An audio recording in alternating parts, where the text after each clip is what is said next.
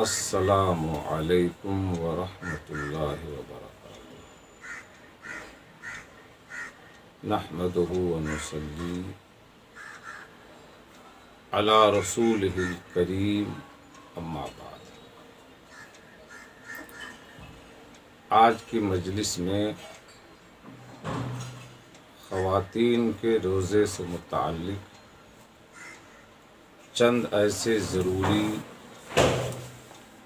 اور اہم احکام و مسائل کو بیان کرنا مقصود ہے، جن کو خواتین اپنی فطری شرم و حیا اور جھجک کی وجہ معلوم نہیں کرتی، حالانکہ خواتین کے لیے ان مسائل کا جاننا انتہائی ضروری ہے۔ اسی ضرورت کو سامنے رکھتے ہوئے آج کی مجلس کی گفتگو ہو۔ اگر اس کے باوجود کوئی مسئلہ کسی خاتون کو سمجھ میں نہ آئے تو اس پر فرض ہے کہ وہ اہل علم سے معلوم کر کے اس پر عمل کرے۔ برادران ملت و خواتین اسلام، خواتین کا روزہ بھی ایسا ہی ہے جیسے مردوں کا روزہ، البتہ خواتین کے ساتھ جو مستقل اعذار ہیں، جو پرماننٹ آبجیکشنز اور پرابلمز ہیں، ان کی وجہ سے شریعت نے خواتین کے لیے کچھ سہولتیں رکھی۔ خواتین ان سہولتوں سے فائدہ اٹھا سکتی۔ بعض صورتوں میں تو خواتین کے لیے روزہ رکھنا ہی جائز نہیں ہے۔ خواتین اسلام کو ان صورتوں سے واقف ہونا اور ان صورتوں کا خاص خیال رکھنا بہت ضروری ہے۔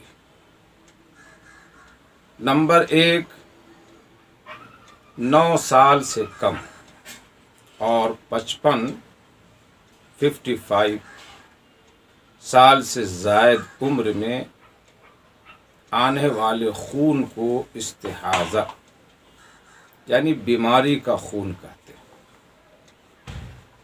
55 سال کے بعد حیض کا آنا ممکن ہے، ناممکن نہیں، لیکن نمبر 2، حیض شروع ہونے کی عمر کی مدت میں گرم اور سرد ممالک کا بھی دخل ہے۔ اسی طرح خود عورت کے مزاج کا بھی دخل ہے۔ معتدل ممالک میں 12 سے 16 سال تک حیض آنے لگتا ہے، اور گرم ممالک میں 9 سے 11 برس تک، اور سرد ممالک میں عموماً 14 سے 21 برس تک۔ یہی حال خود عورتوں کے مزاج کا بھی ہے۔ بعض مزاج کی عورتوں کو حیض جلد شروع ہو جاتا ہے، بعض کو دیر سے، اور بعض کو بہت ہی زیادہ دیر سے آتا ہے۔ نمبر 3، عورت کے لیے حیض مینسٹریشن کے دنوں میں روزہ رکھنا حرام ہے۔ نمبر 4، حیض کے دوران عورت کے لیے نماز پڑھنا اور روزہ رکھنا درست نہیں۔ ان دونوں عبادتوں میں فرق یہ ہے کہ ان دنوں کی نماز بالکل معاف ہے، جبکہ روزے معاف نہیں ہوتے۔ رمضان کے بعد حیض کے دنوں کے روزوں کی قضا کرنی ہو۔ نمبر 5، حیض کے دنوں میں عورت کے لیے مستحب ہے کہ وہ نماز کے اوقات میں وضو کر کے اپنے گھر کی نماز کی مخصوص جگہ ہو تو وہاں، ورنہ جیسے نماز پڑھنے کا معمول ہو اسی طرح مصلی پر بیٹھ کر اتنی دیر جتنی دیر اس کو نماز ادا کرنے میں لگتی ہے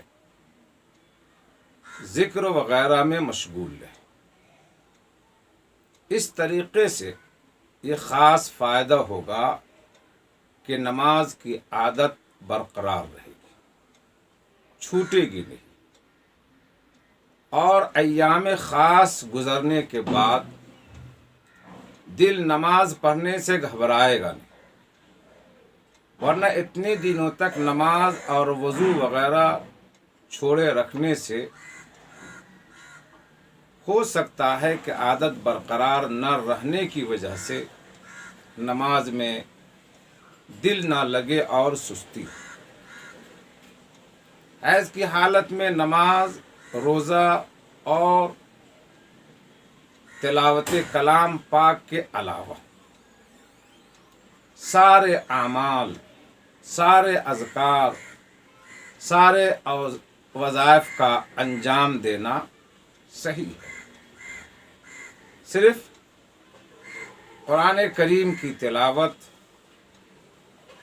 روزہ اور نماز یہ منع ہے، بقیہ سارے اعمال انجام دیے جا سکتے ہیں۔ نمبر 6، بچے کی پیدائش کے بعد عورت کو جو خون آتا ہے اسے نفاس کہتے ہیں۔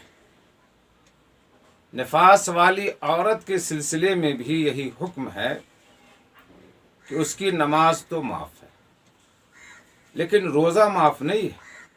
پاک ہو کر فوت شدہ یعنی چھوٹے ہوئے روزوں کی قضا رکھنی پڑے گی۔ نمبر 7، اگر کسی عورت کو روزہ رکھنے کے بعد دن میں کسی بھی وقت حیض آ گیا تو اس کا روزہ ٹوٹ جائے گا اور وہ بعد میں قضا کرے گی۔ اگر حائضہ عورت دن میں پاک ہو گئی تو اس کے لیے باقی تمام دن کھانا پینا درست نہیں ہے۔ روزہ داروں کی طرح رہنا واجب ہے، لیکن یہ روزہ نہیں ہوگا، محض رمضان کے احترام کی وجہ سے اس کو کھانے پینے سے روکا گیا ہے۔ نمبر 9، جو عورت حمل سے ہو، اگر اس کو یہ خوف ہو کہ روزہ رکھنے سے اس کی صحت کو نقصان پہنچے گا یا بچے کو نقصان ہوگا تو اس کے لیے روزہ نہ رکھنا جائز ہے۔ اگر کسی عورت کو روزہ رکھنے کے بعد حمل کا احساس ہو تب بھی روزہ توڑا جا سکتا ہے۔ دونوں صورتوں میں قضا ضروری ہے۔ نمبر 10، اگر کوئی عورت بچے کو دودھ پلا رہی ہو، خواہ بچہ اس کا ہو یا کسی دوسرے کا، بچے کو دودھ اجرت پر پلا رہی ہو یا بغیر اجرت کے، یعنی پیسہ لے کر یا بغیر پیسے کے، اس کے لیے روزہ چھوڑنے کی اجازت ہے، لیکن اسے دیکھ لینا چاہیے کہ اس حالت میں روزہ رکھنے سے اس کی صحت متاثر ہوگی یا نہیں، اور اس کے روزہ رکھنے سے بچے کے دودھ میں کمی واقع ہوگی یا نہیں۔ اگر تجربے سے یا ڈاکٹر کے مشورے سے یہ بات سامنے آئے کہ دودھ پلانے کی حالت میں دونوں کو یا کسی ایک کو نقصان ہے تو روزہ چھوڑا جا سکتا ہے، بعد میں قضا ضروری ہے۔ نمبر 11، اگر کوئی عورت صبح صادق کے بعد دن میں کسی بھی وقت حیض یا نفاس سے پاک ہوئی تو آج کے دن وہ روزہ نہیں رکھے گی، بلکہ بعد میں اس دن کی قضا کرے گی۔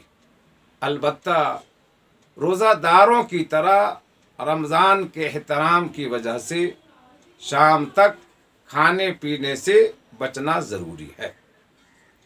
نمبر 12، اگر کوئی عورت صبح صادق سے پہلے حیض سے پاک ہو گئی تو اس مسئلے کی 2 صورتیں۔ پہلی صورت یہ ہے کہ اگر وہ 10 دن مکمل حیض میں رہ کر پاک ہوئی ہے تو اب خواہ صبح صادق سے پہلے اسے غسل کا موقع اور وقت ملا ہو یا نہ ملا ہو، بہرحال وہ اس دن کا روزہ رکھے گی۔ دوسری صورت یہ ہے کہ اگر 10 دن سے کم میں پاک ہوئی تو یہ دیکھا جائے گا کہ صبح صادق سے پہلے وہ غسل کر کے پاک ہو سکتی ہے یا نہیں۔ اگر اتنا وقت ہے کہ پاک ہو سکتی ہے تو اس پر اس دن کا روزہ رکھنا ضروری ہوگا، اور اگر اتنا وقت نہیں ہے کہ غسل کر سکے، گویا کہ عین صبح صادق کے وقت پاک ہوئی ہے، تو اب اس پر اس دن کا روزہ رکھنا درست نہیں ہے، بلکہ بعد میں قضا کرنی ہوگی۔ نمبر 13، اگر کوئی عورت جمع کرانے میں راضی ہے تو اس پر قضا اور کفارہ دونوں واجب ہوں، اور اگر زبردستی مجبور تھی تو صرف قضا واجب ہوگی، کفارہ واجب نہیں ہوگا، اور اگر شروع میں زبردستی تھی پھر رضامند ہو گئی تو اس صورت میں قضا اور کفارہ دونوں واجب ہوں گے۔ مرد پر ان صورتوں میں قضا اور کفارہ دونوں واجب ہوں گے۔ نمبر 14، رمضان میں دن میں اپنی بیوی سے صحبت کرنا گناہ کبیرہ ہے، اور اس صورت میں قضا اور کفارہ دونوں واجب ہوں گے۔ نمبر 15، رمضان میں رات میں اپنی بیوی سے صحبت کرنا غروب آفتاب کے بعد سے صبح صادق سے پہلے تک درست ہے۔ غسل جنابت یعنی ناپاکی کا غسل صبح کے بعد بھی کر سکتا ہے، لیکن ناپاک رہنا ایک ناپسندیدہ اور مکروہ عمل ہے، اگرچہ ناپاکی کی وجہ سے روزے پر فرق نہیں پڑتا ہے۔ اللہ تعالی ہماری ماؤں کو، بہنوں کو، بیٹیوں کو ان مسائل کی روشنی میں ماہ رمضان کے روزوں کو رکھنے کی توفیق عطا فرمائے، اور اللہ تعالی کامیابی و کامرانی سے ہمکنار فرمائے۔